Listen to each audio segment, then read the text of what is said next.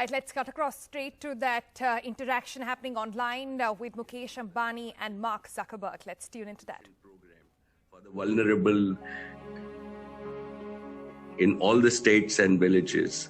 So we have played our part, and as far as Jio is concerned, right, we had our own dedicated team, and I could tell you that we had never imagined that we would all work from home, and the network traffic grew multiple percentage, and none of us stepped out, and we could maintain 99%, 0.99% availability, so that Indians could work from home, shop from home, study from home, remain connected to the rest of the world.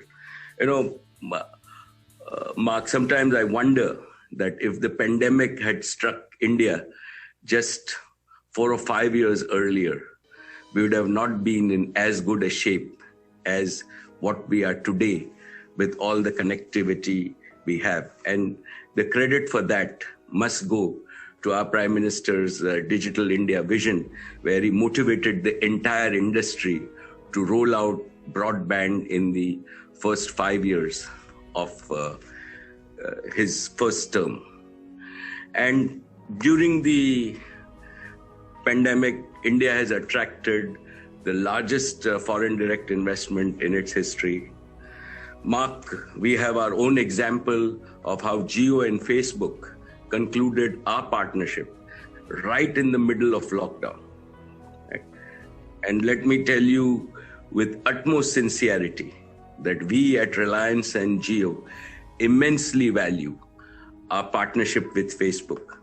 Thank you for your faith in Jio. Thank you, Mark, for your faith in India. I have no hesitation in going on record that it is your investment that set the ball rolling, not only for Jio, but for the Indian FDI, which has been the largest ever in its history. And our partnership between Jio and Facebook will actually demonstrate that it is great for India, Indians, and small Indian businesses. And I believe, Mark, that our actions will speak louder than our words in the coming months and years. Thank you. So, one of the big opportunities that I see with this partnership, Facebook and Jio partnership, is the role that we can play together in supporting the millions of small businesses in India, especially now with the impact that COVID is having and accelerating the move that a lot of businesses have from physical storefronts to digital ones in this digital future. So I'm curious, what role do you see technology playing in this post-COVID world, especially as it relates to all of these small businesses that I know you share a passion with me that it is just critical that we serve them? Absolutely, Mark. And let me point out a very unique feature about our partnership. Perhaps not many people have understood this, because before this partnership, right, I believe that each one of us was mainly a communication platform. Together, we now have become a value creation platform for our customers and small businesses. And I firmly believe that technology, with all the digitization steps that India has taken, will democratize wealth and value creation, right, for individuals and small businesses. And let me explain this very simply. WhatsApp has hundreds of millions of subscribers in India. Jio has hundreds of millions of subscribers in India. JioMart, which is our retail service, right, actually has the aspiration of serving tens of millions of small shopkeepers in India who are the bedrock of employment. So what does this mean? This means Jio brings digital connectivity. WhatsApp, now with WhatsApp Pay, brings digital interactivity and the ability to move to close transactions and create value. And JioMart brings the unmatched online and offline retail opportunity that gives our small shops, which exist in villages and small towns in India, a chance to digitize and be at par with anybody else in the world. To my mind, more wealth creation means more employment, more business.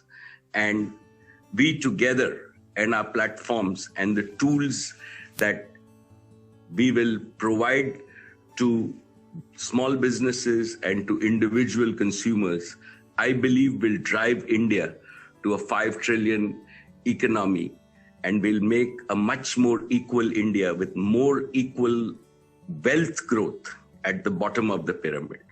You know, Mark, I firmly believe that the next 2 decades, India will grow to be among the top 3 economies in the world, but more importantly, it will become a premier digital society.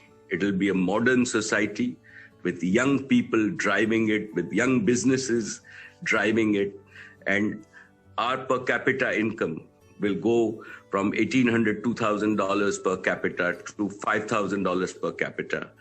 Our mid-income or the middle class in India, which is about 50% of its total number of households, will grow to 3 to 4%. And I think that Facebook, Jio, and a lot of other companies and entrepreneurs in the world have a golden opportunity to be in India, to be part of this economic and social transformation that we are witnessing and that will accelerate in the coming decades. I completely agree. And your company has already done so much to help fuel this. Reliance, of course, brought about the 4G revolution in India. And I know that 5G now is another big focus for you. But what your company has done here, I think, has been truly remarkable in helping to bring hundreds of millions of people onto the internet and bringing opportunity. And I'm curious, as you look ahead to the future in India, what other technologies or developments are you excited about now? And where do you see the country in the next 5 to 10 years? Well, as I mentioned to you, Mark, I really see India accelerating as a premier digital society. I see us integrating both 5G, and just yesterday our Prime Minister has said that he wants every village and every Gram Panchayat. India has 680,000 villages, and we have a population of 1.3 billion people.